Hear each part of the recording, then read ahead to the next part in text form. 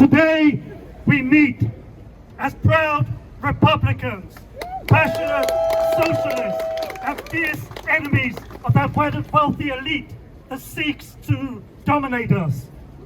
We stand together today against that despicable ruling party of greed and corruption, the Tories, against the rotten British state and their mad monarchy and the illegitimate monarch, King Charles I.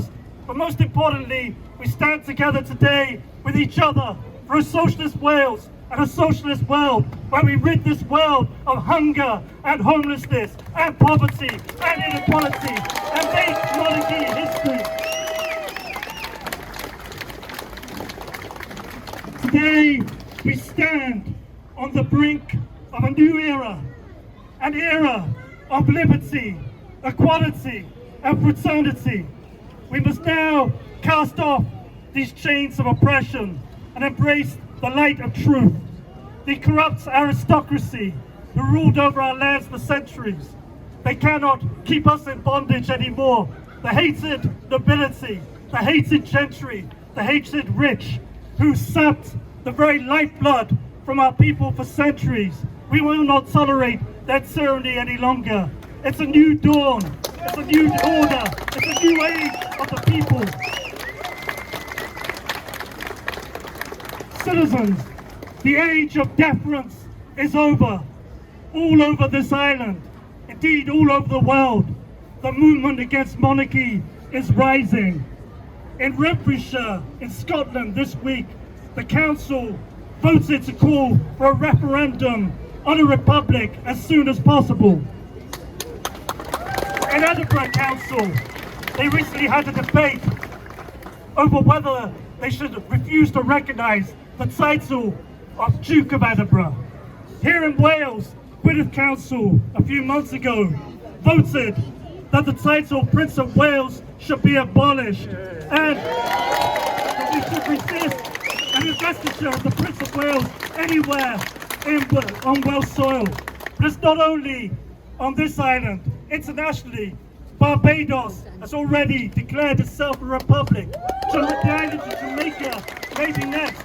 Then Belize, monarchy is going down in the polls. In New Zealand, in Australia, indigenous people are leading the resistance to monarchy. But we know that Wales is now the Republican heartland of this island. The whole world's watching. So let's make monarchy history. I think it's important to remember why we have a monarchy. It's not simply some quaint and quirky tradition. We were once all serfs. We had no human rights, no civil rights, no right to education, not even a right to vote. This is a family of psychopaths. Direct ancestors of King Charles bought 200 enslaved Africans. They owned slave plantations in Virginia.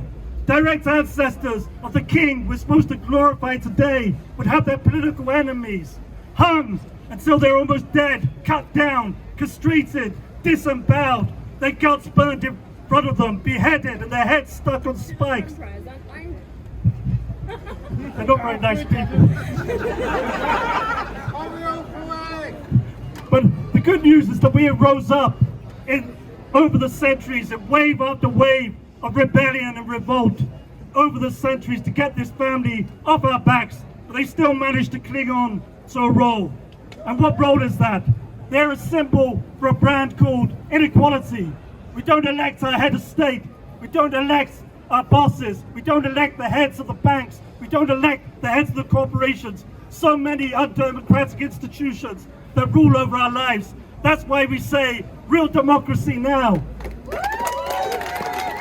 Getting rid of a republic is not just about getting rid of King Charles III, it's about getting rid of the King Charles III in every community. It's about a thoroughgoing democratization of this society. We want to sweep away the House of Lords. We want to get rid of the private schools.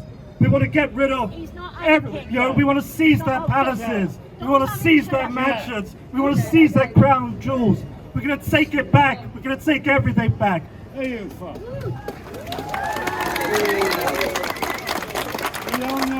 I'm just going to say, Tell fuck off.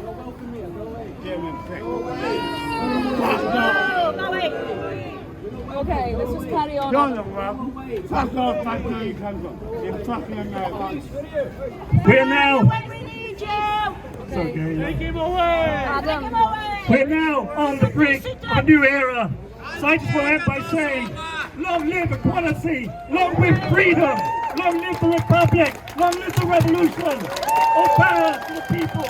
Right off.